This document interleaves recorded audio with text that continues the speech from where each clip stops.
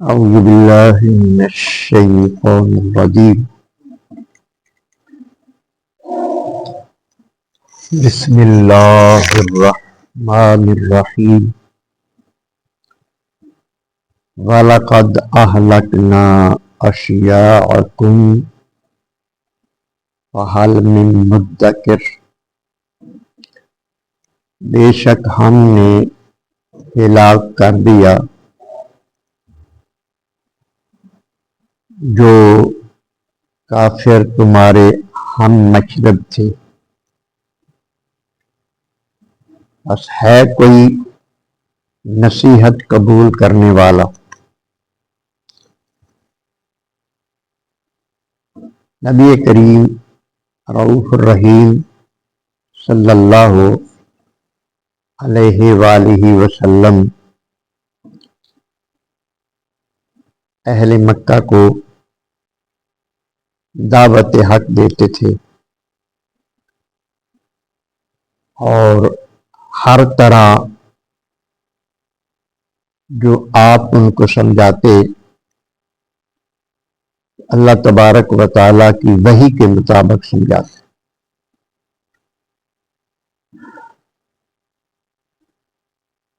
اس آیہ کریمہ میں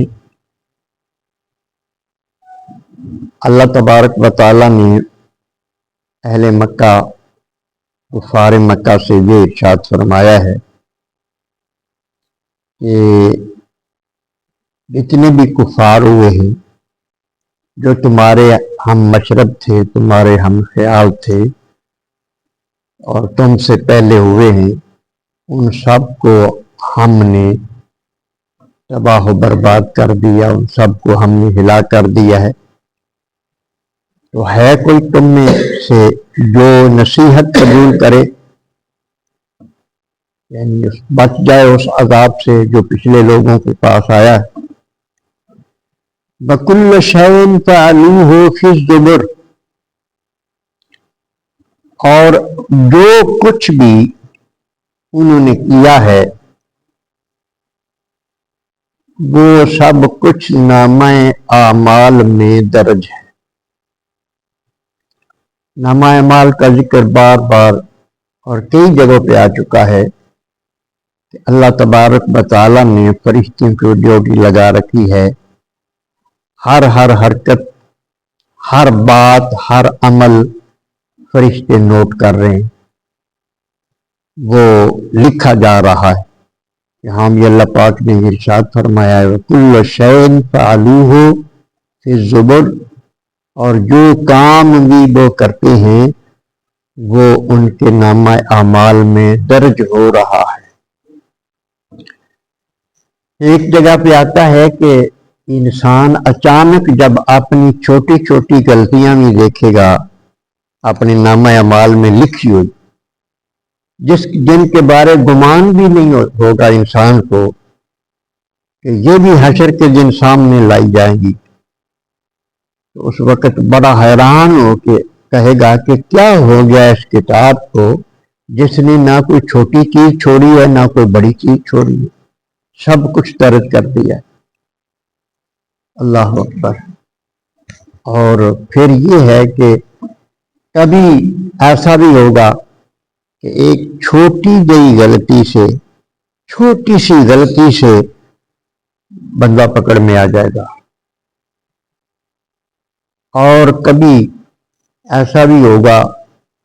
یہ تو خالق کائنات کا معاملہ ہے، کبھی ایسا بھی ہوگا کہ جس نیکی کو وہ بڑی معمولی سمجھتا ہے اسی نیکی کے بدلے میں ہی اللہ پاک اس پر کرم فرما دے۔ تو یہ سمجھ لو کہ نہ کوئی بڑی چھوٹی ہوتی ہے اور نہ کوئی نیکی چھوٹی ہوتی ہے۔ اللہ تبارک و تعالی نیکیاں کرنے کی توفیق عطا کرے اور بدی سے اللہ تبارک و تعالی بچنے کی توفیق عطا کرے۔ اس کے بعد ارشاد فرمایا وَكُلُّ صَغِيرٍ وَكَبِيرٍ مُسْتَطَرٌ، وہی بات آ گئی، ہر چھوٹی اور بڑی بات اس میں لکھی ہوئی۔ کُلُّ صَغِيرٍ، ہر چھوٹی بات، وَكَبِيرٍ، ہر بڑی بات، مُسْتَطَرٌ، اس میں لکھی ہوئی ہے، اس نامہ اعمال میں جو تیار ہو رہا ہے ہمارا، اس میں ہماری چھوٹی بڑی غلطی بھی، چھوٹی بڑی نیکی بھی، سب کچھ لکھا ہوا ہے۔ پھر فرمایا ان المتقین فی جنات و نہر، بے شک جو پرہیزگار ہوں گے باغوں اور نہروں میں ہوں۔ یہ جنت کا منظر ہے، جنت میں باغات ہوں گے، ہر قسم کے باغات، اور باغات بھی بڑے خوبصورت انداز میں ہوں گے، بڑی ترتیب کے ساتھ ہوں گے، ایک حسن ہوگا، اور ان کے اندر ہی، باغوں کے اندر بھی نہریں جاری ہوں گی، کہیں چشموں کا ذکر ہے، کہیں نہروں کا ذکر ہے۔ تو پانی تو بہرحال فصل کے لیے یا باغات کے لیے یا زمین کو خوبصورت بنانے کے لیے پانی تو بڑی ضروری چیز ہوتی ہے، جس کا ذکر یہاں متقیوں کے لیے یا فرمایا گیا ہے۔ متقی نافرمانی سے بچنے والا، اصل میں اللہ تبارک و تعالیٰ کے قہر و غضب سے جو بندہ ڈرتا ہے، اللہ کی ناراضگی سے ڈرتا ہے، جو اس بات کا خیال رکھتا ہے کہ میں وہ کام نہیں کرنا جس سے میرا رب ناراض ہو جائے، میں نے وہ کام نہیں کرنا جس سے میرا رب ناراض ہو جائے، تو اسے متقی کہتے ہیں۔ جو نماز پابندی سے پڑھتا ہے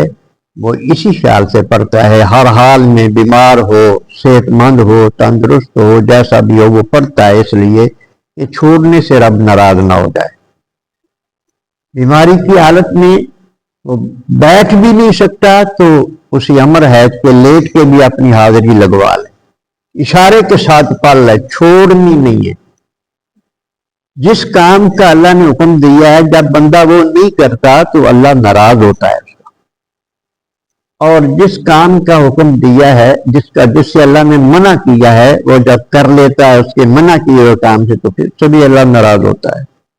لہذا اللہ کی ناراضگی سے بچنے کا جو بندہ خیال رکھتا ہے وہ متقی ہوتا ہے، اور متقی کے لیے اللہ پاک ارشاد فرما رہا ہے کہ وہ باغات میں ہوں گے، وہ خوبصورت نہروں میں ہوں گے، یعنی وہ جنت میں ہوں گے۔ یہ متقی کے لیے اللہ پاک بیان فرما رہے ہیں۔ فی مقعد صدق عند ملیک مقتدر، بڑی پسندیدہ جگہ، بڑی پسندیدہ جگہ میں عظیم قدرت والے بادشاہ کے پاس بیٹھے ہوں گے۔ اب جو صاحب تقویٰ ہوتا ہے، جو صاحب تقویٰ ہوتا ہے اسے اللہ تبارک و تعالیٰ اپنی ولایت بھی عطا فرما دیتا ہے۔ صاحب تقویٰ جس طرح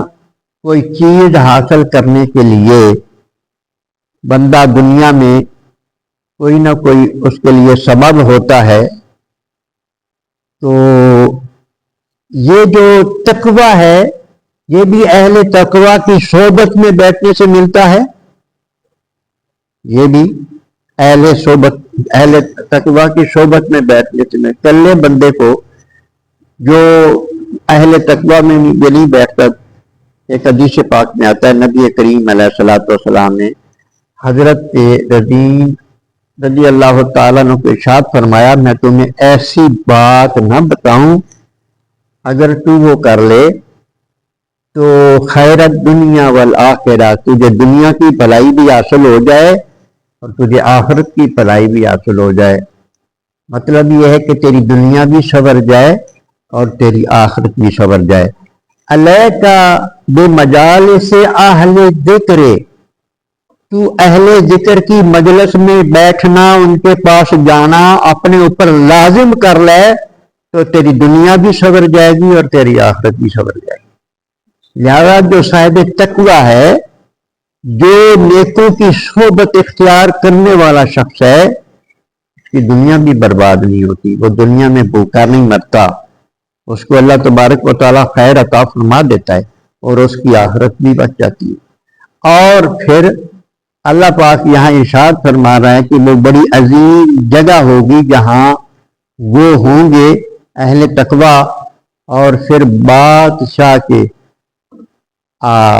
بارگاہ میں وہ بیٹھے ہوں گے، یعنی وہ اللہ کے محب ہوں گے۔ اللہ تبارک و تعالیٰ کے یہاں حدیث لکھی ہوئی ہے کہ فرشتے وہ جو صالح، جو نیک، جو اولیاء کرام ہوں گے، فرشتے ان سے کہیں گے کہ آؤ صاحب وہ چلیں، تو پوچھیں گے کہاں لے کے جا رہے ہو؟ جنت میں، جنت کا حکم ہو گیا تمہیں؟ وہ آگے سے کہیں گے ہماری جو خواہش تھی وہ تو پوری نہ ہوئی نا، ہم تو جو عبادت کرتے رہے ہیں، جو ہم نے جو کچھ بھی کیا ہے وہ جنت کے لیے نہیں کیا، ہم تو اپنے مولا کے دیدار کے لیے کرتے رہے، ہم تو اپنے مولا کے دیدار کے لیے کرتے، اس کے قرب کے لیے کرتے ہیں، ہمیں تو یہ خبر سننی ہے کہ چلو تمہیں مولا کی بارگاہ میں۔ تو ان کے لیے فرما دیا گیا ہے وہ عند ملیک مقتدر، وہ بہت عظمتوں والے بادشاہ کے پاس بیٹھے ہوں۔ نبی کریم علیہ الصلوۃ والسلام نے ایک شخص کو پوچھا کہ تجھے بڑی کمزور دیکھ رہے ہیں، تیری صحت پہلے والی نہیں ہے۔ عرض کی یا رسول اللہ صلی اللہ علیہ وسلم مجھے آپ سے محبت ہے، مجھے یہ خیال آتا ہے کہ جب میں محبت مجھے تنگ کرتی ہے تو میں فوراً آ کے آپ کا دیدار کر لیتا ہوں، مرنے کے بعد تو یہ بات مجھے نصیب نہیں ہوگی، آپ کا مقام بہت اونچا ہوگا، آپ بہت اونچے مقام پہ ہوں گے، میں تو وہاں نہیں جا سکتا، اگر جنت میں چلا بھی گیا تو میرا وہاں کیا بنے گا، مجھے یہ بات ستا رہی۔ اللہ تبارک و تعالیٰ نے اپنے حبیب سے فرمایا کہ محبوب ان اپنے غلاموں کو فرما دو کہ بے شک جو شخص جس سے محبت کرتا ہے آخرت میں اسی کے ساتھ ہوگا، جو نبی سے محبت کرتا ہے وہ حضور کے ساتھ ہوگا، اور اللہ سے عشق کرنے والے وہاں اللہ تبارک و تعالیٰ کے قرب میں انہیں جگہ عطا کی جائے گی۔ تو اللہ تبارک و تعالیٰ ہمیں بھی ایسے جذبے عطا فرمائے کہ ہم اللہ سے محبت کریں، اور اس دنیا سے جائیں تو دل میں اللہ، عشق رسول اور عشق الہی لے کر جائیں۔ اللہ پاک سمجھنے کی توفیق عطا فرمائے۔